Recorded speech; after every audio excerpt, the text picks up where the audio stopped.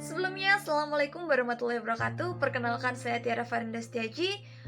NIM saya 207101910.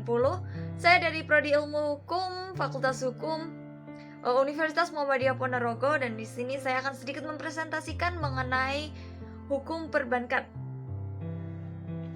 Baik, di sini yang pertama adalah pengertian hukum perbankan.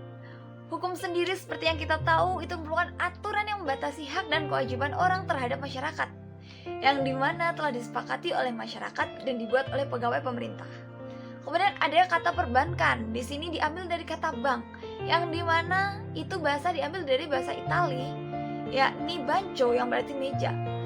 Di situ memiliki arti bahwa majalah yang digunakan untuk proses kerja bank sejak zaman dahulu sampai sekarang bahkan yang akan datang itu dilakukan secara administratif dan tetap dilaksanakan di atas meja, seperti itu. Kemudian dari bahasa Arab itu ada kata musyraf yang berarti tempat berlangsungnya saling tukar-menukar sesuatu, baik dengan cara mengambil ataupun menyimpan atau selainnya, itu dalam bentuk muamalah. Kemudian dari bahasa Indonesia, bank itu berarti lembaga keuangan usaha pokok yang memberikan kredit dan jasa lalu lintas pembayaran peredaran uang, seperti itu. Kemudian ada lagi menurut Undang-Undang Republik Indonesia Nomor 7 Tahun 1992. Di situ pada ketentuan umum pasal 1 ayat 2 ya. Itu bank itu merupakan badan usaha yang menghimpun dana dari masyarakat dalam bentuk simpanan dan menyalurkan kepada masyarakat dalam bentuk kredit atau bentuk lainnya dalam rangka meningkatkan staf hidup rakyat. Sedangkan kata perbankan itu sendiri yang merupakan bentuk kata benda yang dimana ini abstrak, mempunyai segala sesuatu yang berkenaan dengan bank, mencangkup kelembagaan, kegiatan, usaha, cara proses pelaksanaan kegiatan. Kemudian yang selanjutnya adalah fungsi.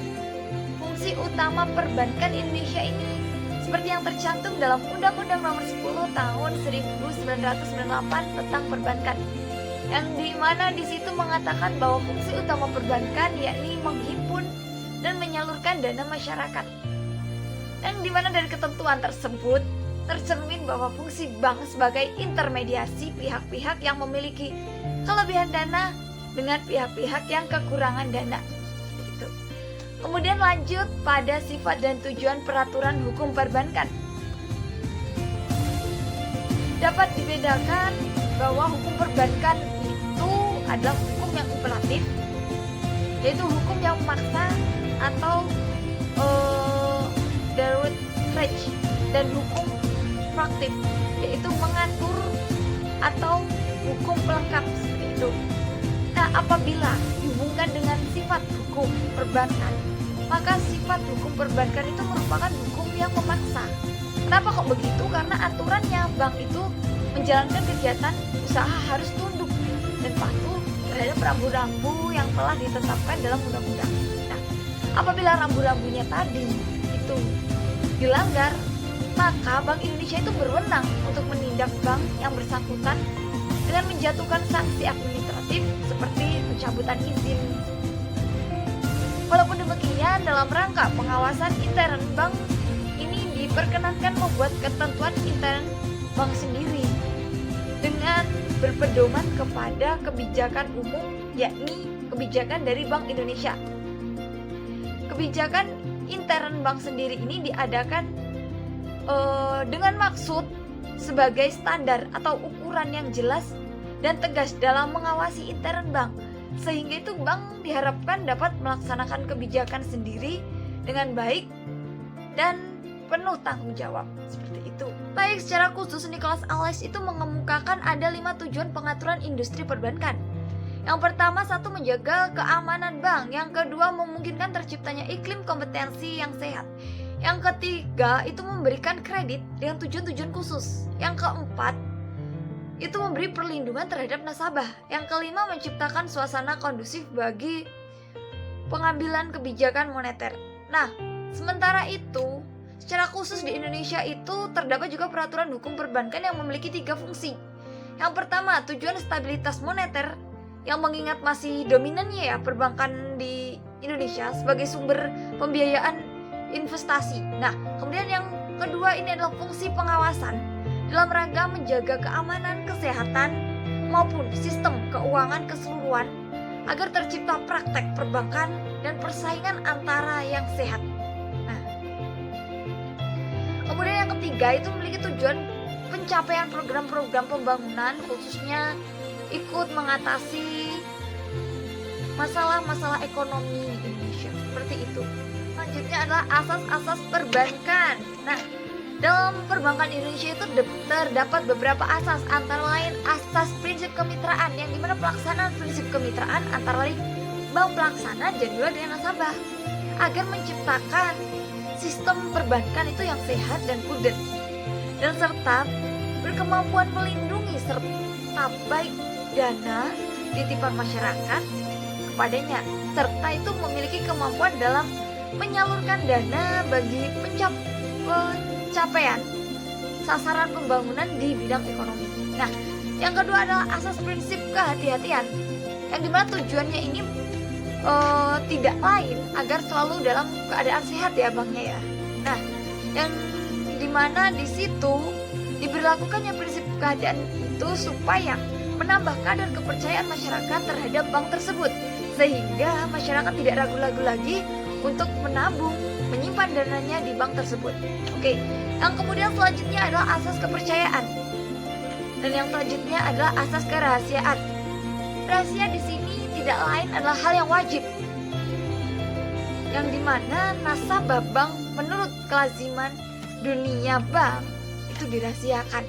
Kerahasiaan bank ini diperlukan untuk kepentingan bank sendiri yang memerlukan kepercayaan masyarakat untuk menyimpan uangnya di bank. Yang terakhir adalah asas mengenal nasabah, di mana dengan penerapan prinsip mengenal nasabah diharapkan secara dini bank dapat mengidentifikasi transaksi yang diduga mencurigakan.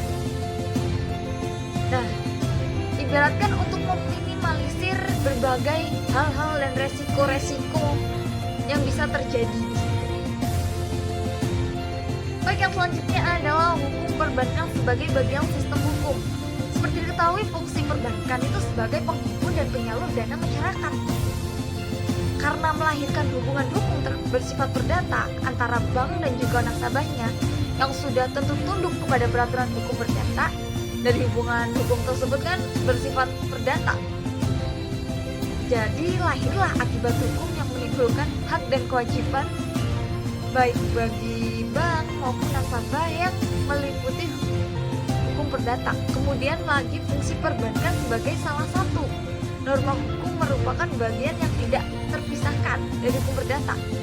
Sebagai subsistem hukum perdata ya, fungsi perbankan itu melalui hubungan hukum antara bank dengan nasabah tunduk pada peraturan hukum perdata. Hubungannya hukum tersebut dapat dikualifikasi dalam dua bentuk. Yang pertama, hubungan hukum antara bank dengan nasabah. Penyimpanan tersebut perjanjian simpan, dan juga kedua itu hubungan hubungan hukum antara bank dengan nasabah dibitur tersebut dengan perjanjian kredit bank gitu. Nah, sementara itu hubungan antara nasabah penyimpan dengan nasabah debitur tidak dikualifikasikan sebagai hubungan hukum, melainkan sebuah hubungan moral. Sebagai hubungan moral, maka pertanggungjawabannya lebih tinggi di mata hukum. Moral menjadi sumber dan sekaligus jambatan etis dalam tonggak hukum perbankan. Dengan demikian tuh dalam pelaksanaan fungsi perbankan itu terdapat dua hubungan hukum.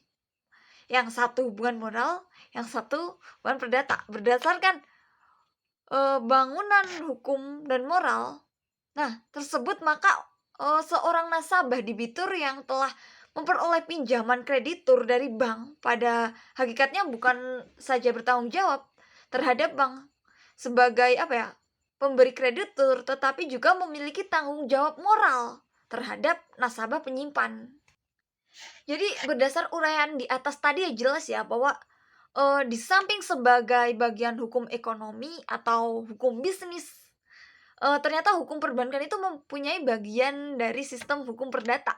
Karena subjek dan objek yang, dicantumkannya berkenaan dengan hubungan hukum yang bersifat perdata antara perbankan dan juga nasabah, seperti itu. Mungkin sekian presentasi dari saya, ada kurang lebihnya saya mohon maaf. Billahi taufiq wal hidayah. Wassalamualaikum warahmatullahi wabarakatuh.